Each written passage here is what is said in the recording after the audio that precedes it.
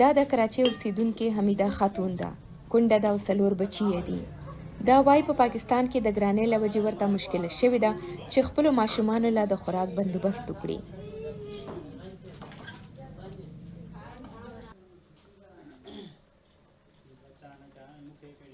800-600 روپیا مزدوري له 600 واخلې تر 800 پورې د مزدور دیاړي ده.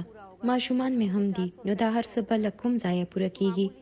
غوړي 400 روپۍ کیلو شول او دغسې دالونه 200 روپۍ. په داسې حالت کې څنګه ګزاره وکړو؟ خودکشي کولو ته نږدې شوي یو. که ماشومانو له پیزار اخلو نو د جامو پیسې نه وي او که جامې اخلو نو بې له پیزاره ګرځي. راپورونه وایي چې په پاکستان کې د ګرانۍ سبب د پټرولو په نرخ کې زیاتوالی دی. په پاکستان کې په دې وروستیو کې د پټرولو، بجلۍ، ګیس او دغسې د نورو شیانو په نرخونو کې اضافه وشوه چې پکې په نومبر کې د پټرولو د 1 لیټر نرخ څه د پاسه 8 روپۍ زیاتولو سره دا مهال 145 روپۍ او 2 پیسې دی. د ګرانۍ خلاف د هیواد په بیلابیلو برخو کې د حکومت مخالفه ګوندونو لخوا مظاهرې هم شوي دي. دوی غوښتنه کوي چې حکومت دې د پټرولو، بجلۍ او دغسې د نورو شیانو په نرخونو کې د زیاتوالي پریکړه بیرته واخلي.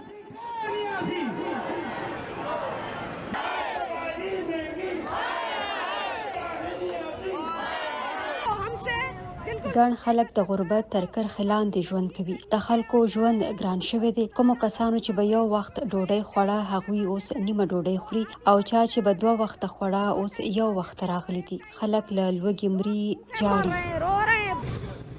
د پاکستان حکومت وایي چې په هیواد کې د شیانو نرخونه د نړیوال قیمتونو په نتیجه کې زیات شوي دي. خو د اقتصادي چارو پوهان بیا وایي چې نړیوال نرخونه په پاکستان کې د ګرانۍ یوازینۍ وجه نه ده، بلکې ځینې نور کورني او بهرني عناصر هم د دې لاملونه دي.